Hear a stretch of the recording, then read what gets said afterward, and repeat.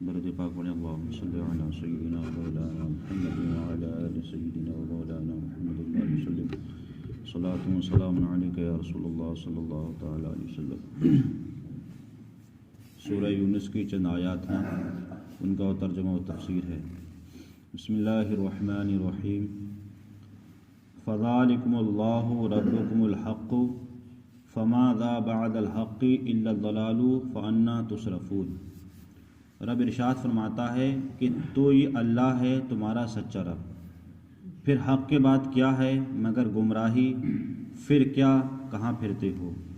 اس کی تفسیر یہ ہے کہ کل جیسا ہم نے بیان کیا تھا کہ اللہ ہی کی ذات ہے کہ جو زندوں سے مردوں کو نکالتا ہے اور مردے سے زندوں کو نکالتا ہے۔ تو زندوں سے مردوں کو نکالنا، جیسے مرغی انڈا دیتی ہے تو مرغی زندہ ہے، انڈا کیا ہے فی الحال مردہ ہے، تو گویا کہ اللہ نے زندے سے مردوں کو نکالا۔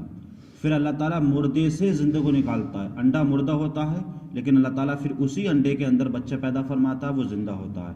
تو گویا اسی طریقے سے اللہ تعالیٰ جو ہے دن کو رات سے پیدا فرماتا ہے، رات کو دن سے پیدا فرماتا ہے، مطلب رات آتی ہے دن جاتا ہے، دن جاتی رات آتا ہے۔ تو گویا کہ پورا یہ سسٹم اور جو نظام بنا ہوا ہے، اس کو آخر کوئی ایسی ذات ہے جو چلا رہی ہے، اور وہ ذات کس کی ہے؟ اللہ ہی کی ہے۔ اگر اللہ کی ذات نہ ہوتی تو آج تک یہ سسٹم کیسے بنتا کہ سورج اپنے وقت پر نکلتا ہے، اپنے وقت پر چھپتا ہے، چاند نکلتا ہے، ستارے نکلتے ہیں، تو یہ سارا جو سسٹم اور نظام جو چلا آ رہا ہے صرف اللہ کی ذات ہے۔ تو وہی قرآن فرماتا ہے یہی تو ہے تمہارا سچا رب، جو کون ہے؟ اللہ ہے۔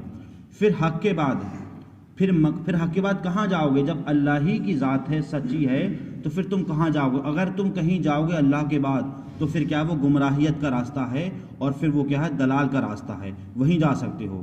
اس کے بعد رب ارشاد فرماتا ہے کہ کذالک حقت کلمات ربک علی الذین فسقوا انہم لا یؤمنون۔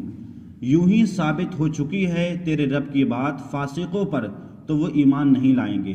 مطلب جو لوگ گمراہ ہوتے ہیں، فاسق ہوتے ہیں، اور جو لوگ کفر میں بالکل مطلب گھم جاتے ہیں، تو ان پر کتنی بھی آپ آیتیں پڑھیں، کتنی بھی ان کو سمجھائیں، لیکن ان کا دل جب اس چیز سے مطلب مانوس ہو جاتا ہے تو پھر نیک بات ان پر اثر نہیں کرتی ہے۔ جیسے کافروں کو میرے آقا صلی اللہ علیہ وسلم نے بارہا سمجھایا، بار بار سمجھاتے تھے کہ صرف اللہ کی عبادت کرو، انہوں بتوں کو چھوڑ دو، لیکن جن کے دلوں میں جو کفر راسخ ہو جاتا ہے تو انہیں کتنی بھی سمجھائیں۔ جیسے کہ آپ کے خاندان میں آپ کے جو ہے چچا ابو لہب، کتنا میرے آقا نے سمجھایا کہ ایمان لے آؤ، ایمان لے آؤ، لیکن اس کے باوجود اپنے گھر کے افراد آپ کو سمجھانے کے باوجود بھی وہ ایمان نہیں لایا، کیونکہ جن لوگوں پر کفر کی مہر لگ گئی ہے انہیں کتنا بھی سمجھاؤ وہ نہیں مانتے۔ جیسے کہ وہ مسلمان جو لوگ جو دن بھر گناہ کرتے کرتے رہتے ہیں، ان پر کتنا بھی اچھا بولو، تقریر کرو، سمجھاؤ، لیکن جب ان کے دل جو ہیں وہ گناہ کی وجہ سے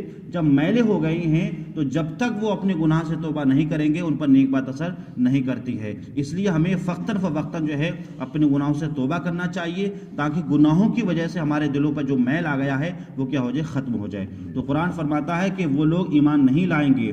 تو رب ارشاد فرماتا ہے قل هل من شرکائکم من یبدأ الخلق ثم یعیدہ قل اللہ یبدأ الخلق ثم یعیدہ فانا تؤفکون۔ اگر ایمان نہیں لائیں گے، تم بتوں کو اپنا رب مانتے ہو، تو اللہ فرماتا ٹھیک ہے، تم فرماؤ، تم اپنے شریکوں سے مطلب اپنے بتوں سے کہو کوئی ایسا اول بنائیں، پھر اس کے بعد فنا کریں، پھر دوبارہ بنائیں۔ مطلب تم اگر ان کی عبادت کرتے ہو، تم کو معبود بناتے ہو، تو میں کیا کرتا ہوں؟ میں پیدا فرماتا ہوں، ان کو مارتا ہوں، پھر دوبارہ پیدا فرماؤں گا۔ تو تم اپنے ان بتوں سے بھی کہو کہ یہ بھی ماریں، اور مارنے کے بعد پھر انہیں زندہ جلائیں، اگر یہ معبود ہیں، ان کی بس کی بات ہے۔ تو رب فرماتا ایسا نہیں کر سکتے۔ کیوں؟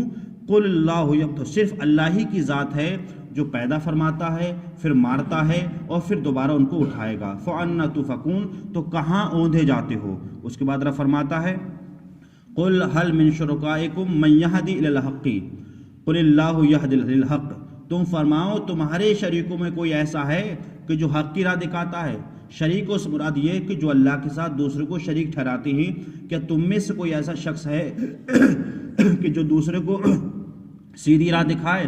تو کہا نہیں دکھا سکتے، کیونکہ صرف اللہ ہی دکھاتا ہے، کیونکہ وہ لوگ تو ایسے ہیں کہ نہ آپ کو نفع دے سکتے، نہ نقصان دے سکتے، نہ آپ کو فائدہ دے سکتے، آپ بیمار ہوتے نہ ان کو شفا دے سکتے، بلکہ خود وہ دوسرے کے محتاج ہیں۔ انسان پتھر کو اٹھا کر یہاں سے وہاں رکھتا ہے، اس کی صفائی کرتا ہے، اس کو دھوتا ہے، تو گویا کہ یہ معبود جو پتھر کی صورت میں یہ خود دوسروں کے محتاج ہیں، یہ دوسروں کو فائدہ کیا دیں گے، یا دوسروں کو ہدایت کیا دیں گے؟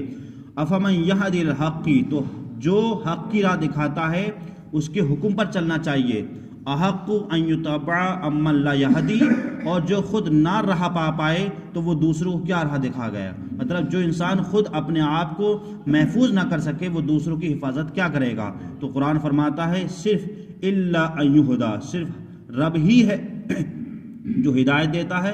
فما لکم کیف تحکمون، تو تمہیں کیا ہوا، کیسا حکم لگاتے ہو؟ کیونکہ مکہ کے اندر جو خانہ کعبہ بنا ہوا ہے اس کے اندر 360 بت رکھے ہوئے تھے، جو کفار کے مکہ اس کی پوجا کرتے تھے، اس کی دیکھ بھال کرتے تھے۔ تو میرے آقا فرماتے تھے یہ بت وہ ایسے ہیں کہ ان کو بھی جہنم میں ڈالا جائے گا اور تم کو بھی اس میں جہنم میں ڈالا جائے گا، کیونکہ یہ بت ایسے ہیں جو پتھر کے بنا ہوئے ہیں اور تم نے خود اپنے ہاتھوں سے ان کو بنایا ہے، وہ خود یہ معبود نہیں ہے، اس لیے ان کو چھوڑو، صرف رب کی عبادت کرو، صرف رب ہی ہے جس جو عبادت کے کیا ہے لائق ہے۔ اللہ تعالی ہمیں اور آپ کو صحیح طریقے سے قرآن مجید سمجھنے کی، اس پر عمل کرنے کی توفیق عطا فرمائے۔ اللہم